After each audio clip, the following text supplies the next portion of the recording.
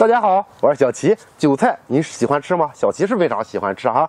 栽种韭菜不仅可以栽到地上，在花盆中也是可以的。最近呢，好多人都去买了一个大盒子，里边很多韭菜的那种的水培的韭菜，它能够去长，因为它底下有一个疙瘩哈，里边储存着养分，根里边也能够储存着养分。您去割上几次以后，你会发现这个东西越来越小了，后期它不长了。所以说，不建议大家采用水培的方法，除非您为了玩可以哈。尽量的去用土培的方法，因为韭菜就是在地里生长的。但是呢，最近有好多花友说，我在花盆里栽种的韭菜，栽种上以后割了有3、4次，后期它就不长了，长出来也非常的矮了，根本就没有生长性能了。这是什么原因呢？今天就来给大家说一下栽种韭菜的技巧，让你1年能够采收多次，一般1个月左右采收1次，而且它底下还会不断的分生，到时候你采收个3、5年是没有问题的。说一下方法啊。我们买到的韭菜根都是这种样子的，都是第1年去播种上，然后长1年的苗子哈，它的根非常的粗，没有太多的细根哈。对于这种的，我们不要直接这样一堆栽上，我们买到以后要做的是先去给它剪根。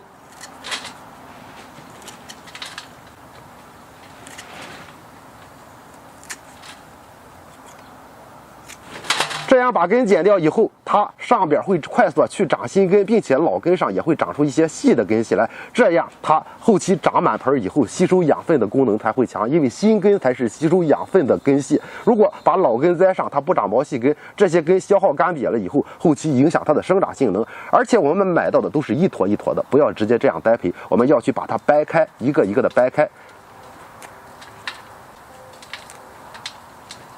为什么要去掰开呢？您保留1到2颗，这样掰开以后，它4周都有空间，都能够去长出小的苗子来，这样1颗就能够变多颗。如果全部挤在一起，里边挤得满满登登的，这就是它们1颗全部长出来以后分生出来的多颗。所以说，我们要让它继续长，继续分生，能够采收多年，必须要把它掰开。掰开的韭菜根，我们要再去这样放到一起啊，它中间也是有间隙的，然后一堆一堆的，然后在这刨坑把它埋上。这样埋上以后，它的后期长势绝对会非常的好啊。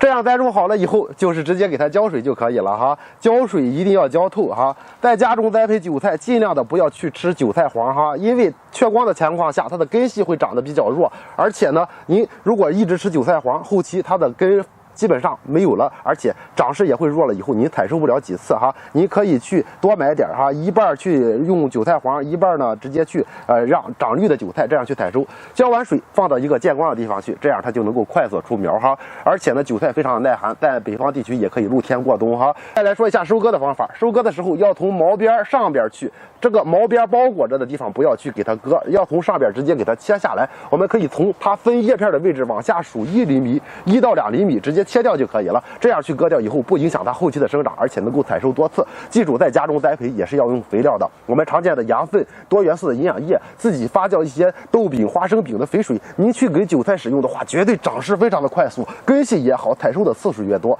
如果说温度高、通风好的话，您一般情况下20天左右就可以采收1次，多好啊！您学会了吗？这是老一辈栽种韭菜分享的方法，绝对适合您哈，盆栽、地栽都可以。到时候您就有吃不完的韭菜，种上1盆，连续采收个3、5年是没有问题的。这样您就能够一直吃到自己种的无公害的韭菜了。好了，今天就啰嗦这么多，如果学会了，别忘了给小齐点个赞，点关注再走。